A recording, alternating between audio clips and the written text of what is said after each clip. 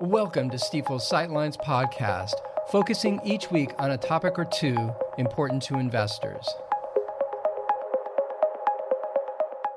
Well, greetings and welcome to the Sightlines podcast. This is the latest episode. Last week we took off actually because we had the Stifel Blueprint Conference, and coincidentally, that's what I want to cover in this episode. So the Blueprint Conference that we have at Stifel is something we hold every year or so, where Stifel Wealth colleagues, leaders from the firm, and other industry professionals, we all gather for a conference. It's intimate in a way, one-on-one conversations, small group meetings, some maybe larger breakout sessions, but then a handful of quote-unquote main stage sessions where the entire group basically gathers.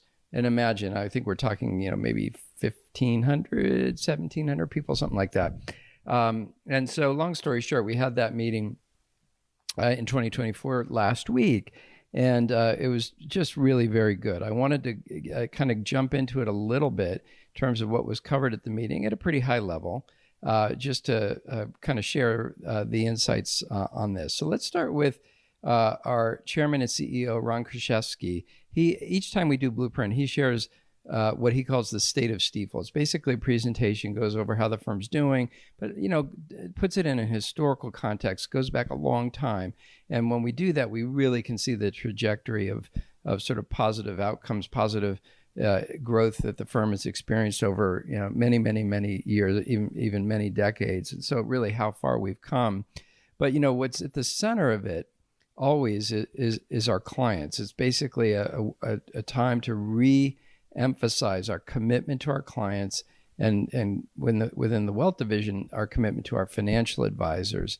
It's a natural thing to talk about all kinds of innovation and things that are going on. So we tend to focus a bit on technology and as ever, sort of a reinforcement of the wonderful tool, the Stifel Wealth Tracker, that most of our clients use to kind of keep track of what's going on.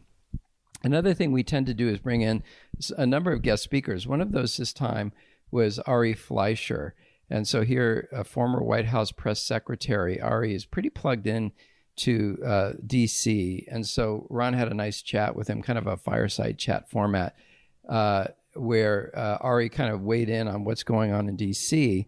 And basically, a few of the observations from there. The first is a strong possibility of a power flip in DC, where the presidency and the Senate end up flipping to the Republicans, and the House in turn flip back to the Democrats. So that's sort of one thing that Ari said is a decent possibility. He also observed, this is obviously kind of random, that there's a 1 in 3 chance that President Biden will actually withdraw from the election, from the race.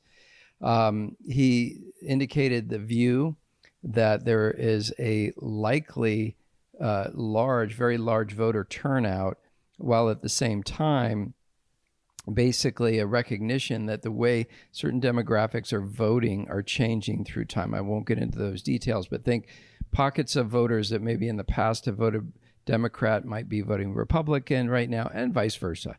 And so a lot of interesting observations. One final comment I would make, that my takeaway was that he observed that many voters are kind of hoping for a more unifying leader, but that given the personalities of the folks we have in play right now, that's more for the future. Maybe a look to 2028, for example, around that. Now, I mentioned the main stage. I was actually very fortunate to be able to host a panel on the main stage, and it was comprised of 3 colleagues. Barry Bannister, who's Stifel's chief equity strategist, Dr. Lindsay Piegza, who's our chief economist, and Brian Gardner, who's our chief Washington policy strategist. And basically, I wanted to kind of share some of the insights discussed during that panel. First is we discussed AI. And so I thought it was very interesting because Lindsay, our economist, got into this idea we've been talking about, which is that the global economy is going to grow. It's been estimated to be by $15 trillion by 2030 as a result of artificial intelligence. And yet, Lindsay was quick to point out that what comes with that is quite a meaningful disruption in the job market. Just think of it as certain jobs being done by humans that are going to be outsourced essentially to AI, but then other jobs that don't exist yet that are going to exist because of AI. Now, Barry Bannister, our equity strategist, he's all things market, right? So one of the things he's observed is that he thinks the optimism around AI perhaps has driven valuations too high in the equity market. I'll come back to that. And then finally, Brian, All Focus DC, basically said, hey, he thinks it's a wait and see approach from the Congress, from the government around legislating AI controls or AI limitations.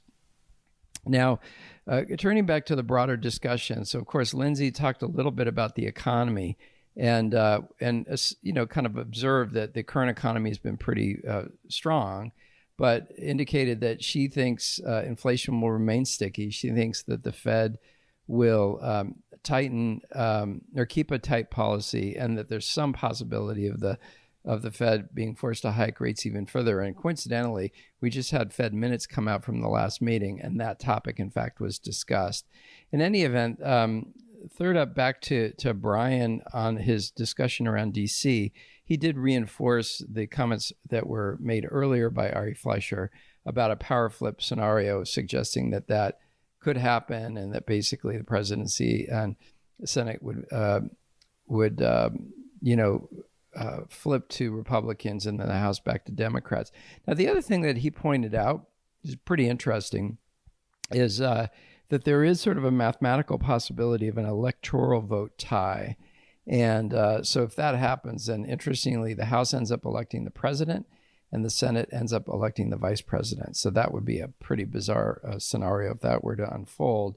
And then finally, back to this idea of a look forward to future leaders. I asked Brian live in that session, well, who should we be thinking about for 2028? And the names that came forward on the Republican side, the name was Marco Rubio. And on the Democratic side, Pennsylvania Governor Josh Shapiro. Seeing both of those as viable 2028 presidential candidates. So listen, I just want to reinforce it was just such a blessing to be together with colleagues for the Stifel Blueprint Conference. It was a wonderful set of discussions, some intimate and small, others more scaled and highly energetic, though in my view, a lot of positive energy. So we just wanted to take the opportunity in this episode to share some of those insights and learnings. Thank you so much for listening to this episode, and we'll catch you on the next one. Thanks again for listening to Stifel's Sightlines. Be sure to subscribe wherever you're listening to automatically receive each week's podcast in your feed.